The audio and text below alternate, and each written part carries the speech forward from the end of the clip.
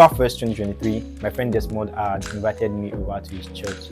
We were having a special program tagged Pop Sunday, and I was super excited to go for the program because at the time I was still struggling with an outbreak. So that was an opportunity for me to, kind of escape a little bit and network with other believers, have fun, and all. I remember gracing the service wearing an old black pants. The service was really interesting.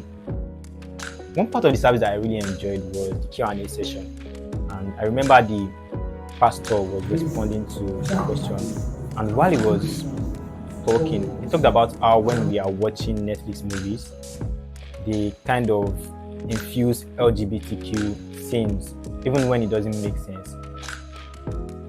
And the reason why they do that is to indoctrinate us into normalizing these things.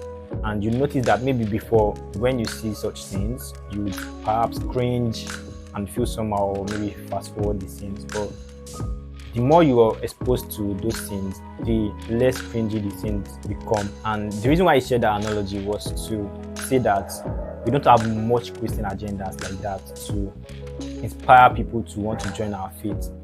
And that really got me thinking, Remilekun Ajayi, what are you doing with your life? What are you doing with your platform? What agenda are you pushing? Anyways, after the Q&A session, the service resumed and we played some games, we had fun, and I was ready to leave. When I was leaving, I said my goodbyes to the pastor's wife, to the pastor, and a couple of new friends I had met, and my friend Desmond escorted me to the bus stop. When we were at the bus stop, we were having some conversations because we couldn't speak during the service, obviously. So we were talking at the bus stop, and because the sun was scorching, we had to look for a nearby restaurant to have that conversation. So when we got to the restaurant, we spoke for hours, shared a lot of personal stories, and shared some really heart-to-heart conversations. While we were having the conversation, I glanced at my wristwatch and I noticed that time had gone. So I signaled to him that I had to leave. This time around again, he escorted me to the bus stop. When we got to the bus stop, a woman dashed past us and she was screaming, "We have to get CMS." Also, she was carrying something that we could not see. So we approached her to know what was going on because she was kind of panicking and we wanted to know what was going on to see whether we could help. When we reached her side, we saw that she was carrying a boy that had like some form of bandage in his stomach region. So she narrated what happened to us. She informed us that the boy had poured hot jollof rice on himself when she went to fetch water earlier in the day. And she had rushed into the hospital. The hospital gave him some first aid treatment. And now they referred him to another hospital around CMS. And that was like around 2 p.m. or thereabouts in the afternoon. Anyways, the driver she was talking to said he wasn't going to CMS, although he was even shouting CMS as well. He said he couldn't take her to a destination. So I brought out my phone and I tried to book Uber on her behalf. And while I was doing that, I looked over at the boy and I noticed that he was really in a bad condition. So I begged my friend Desmond to, pray for the boy while I tried to book the ride. While Desmond was praying and I was still trying to order the ride and get in touch with the driver, 2 other women joined us and they tried to help as well. 8 minutes had passed and the driver was not forthcoming, and I was calling him but he wasn't picking up. Around this time, the mom was really tearing up badly.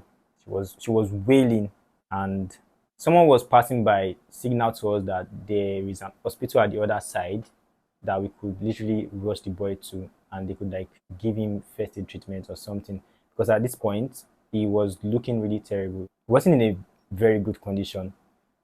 So we crossed to the other side, and when we got to the other side, my friend Desmond grabbed the boy from the mom and we dashed for the hospital.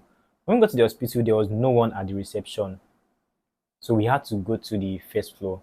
And when we got to the first floor, fortunately we met a nurse, and the nurse directed us to one of the rooms on that floor. And my friend placed the boy on the bed. And while he was doing that, somebody who saw us rushing inside literally came to tell us that that was not the emergency room, that the emergency room was on the ground floor. So we had to rush him to the ground floor again, and we had to locate the emergency room. And when we got there, the nurse directed us to place the boy on the bed. While my friend was doing that, another nurse came in and she informed us that no doctor was around, which was really sad and scary because the boy was in a really bad condition. Anyways, they still tried their best. They placed him on oxygen and they were trying to look for his pulse. And while they were doing that, fortunately, a doctor came around and he started to, try some resuscitation techniques. And he said we could still go ahead to book the ride just in case. So I went outside to try to get another ride. Unfortunately, this time around, the driver came on time. A couple of minutes passed, and I had to inform the driver about what was going on so that it could be a bit patient for us. So when I go back to the doctor and I informed him that the driver had been around for a while now, he turned to me and he said the boy's veins had collapsed. He couldn't find any pulse. And clinically, that meant you already know what. When I heard that, my heart sank and I was literally holding back tears. So I had to go back outside to tell the driver to leave, that there was no need for him to wait anymore. And after I did that, the driver was not having it. He said he had been out there for a while, that what if he hadn't come around, a lot of things. He was just not having it. So I had to literally pay him money before he could leave. And when I go back inside, I was praying and time had really gone at that point in time. And I just told my friend to please stay with the mom and should let me know how it goes so I can know how I can support in any way. As I was leaving, I met the boy's mom outside and I told her not to worry, that by God's grace, all will be well. And I told her I had to leave because my place was very far from that location. And she was thanking me, but I told her not to worry. And when I got into the vehicle that was going to take me home, I literally started bawling. I couldn't hold back my tears anymore. While I was crying and singing praises and praying for the boy, I remembered something myself and Desmond was talking about in the afternoon. He was literally telling me that that's like one of the ways he pushed through difficult moments. It was a story about how when Jesus was in the boat and his disciples were wailing because the storm was really crazy. And they were like, Master, Master. They had to wake Jesus up. And Jesus was pretty much unbothered. He was just sleeping in that storm. So he told the storm to be still and the storm obeyed. When I remembered that, I kind of felt a bit better and I stopped crying, wiped my tears, and just believed that Jesus will definitely take control because he's in the boat. So I continued my journey, and when I got home around 8 p.m. It was like pretty late. I wasn't using my phone because it was a bit down at this point in time.